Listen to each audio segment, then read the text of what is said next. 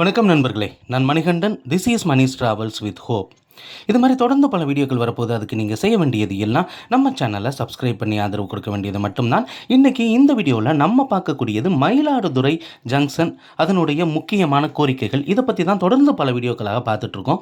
அந்த வகையில் மயிலாடுதுறை மற்றும் அதை சுற்றி இருக்கக்கூடிய பகுதி மக்களினுடைய நீண்ட நாள் கோரிக்கைகளில் ஒன்று, மயிலாடுதுறையிலிருந்து பெங்களூருக்கு இன்டர்சிட்டி எக்ஸ்பிரஸ் ரயில் வேணும் அப்படிங்கிறது தான்.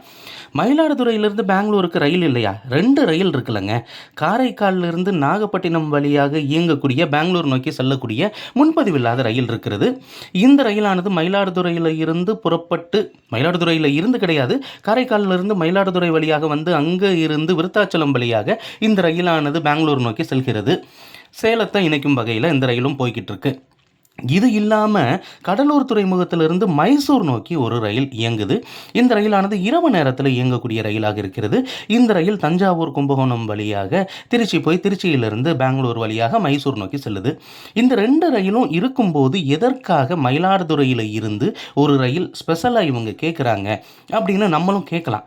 ஆனால் இவங்க கேட்குறதுலையும் ஒரு நியாயம் அப்படிங்கிறது இருக்கிறது. காரணம் என்ன அப்படின்னா, காலை நேரத்தில் இங்கேருந்து கிளம்பி பெங்களூர் போகிறதுக்கு ஒரு ட்ரெயின் அப்படிங்கிறது இருக்கிறது, காரைக்காலிலிருந்து வரக்கூடிய அந்த ட்ரெயின். ஆனால் பெங்களூரில் நம்ம எடுத்துக்கிட்டோம் அப்படின்னா, பெங்களூர்லேருந்து மயிலாடுதுறைக்கு வரணும் அப்படின்னா நிச்சயமாக அங்கிருந்தும் காலை நேரத்தில் ஒரு ட்ரெயின் கிளம்பி வருது. ஆனால் இந்த ட்ரெயின் வரக்கூடிய ரூட் அப்படிங்கிறது சேலத்தில் இருந்து விழுப்புரத்தை இணைக்கும் வகையில் இந்த ரயில் வர்றதுனால தஞ்சாவூர் பகுதி மக்கள், கும்பகோணம் பகுதி மக்களுக்கு அது மிகப்பெரிய பின்னடைவு அப்படின்னு தான் சொல்லணும்.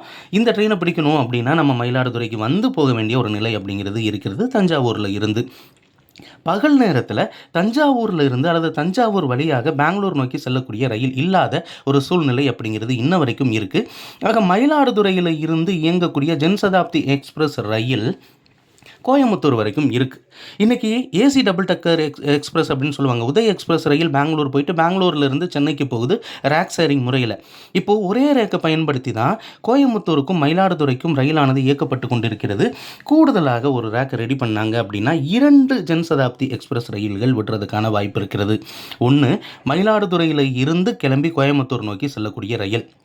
அந்த ரயிலானது கோயம்புத்தூரிலிருந்து மீண்டும் மயிலாடுதுறை வரும். மயிலாடுதுறையில் இருந்து திரும்பவும் அந்த ரயில் பெங்களூர் நோக்கி செல்லக்கூடிய இன்டர்சிட்டி எக்ஸ்பிரஸ் ரயிலாக இருந்துச்சு அப்படின்னா உண்மையிலேயே பயனுள்ளதாக இருக்கும். காலை நேரத்தில் இந்த ஜன்சதாப்தி எக்ஸ்பிரஸ் பெங்களூரில் இருந்து கிளம்பி பிற்பகலில் மயிலாடுதுறை வந்ததுக்கு அப்புறம் மீண்டும் கோயம்புத்தூர் நோக்கி செல்லக்கூடிய ரயிலாக போச்சு அப்படின்னா நிச்சயமாக பயனுள்ளதாக இருக்கும். அடுத்த ஒரு வீடியோவில் பார்ப்போம். அது வரைக்கும் நன்றி, வணக்கம்.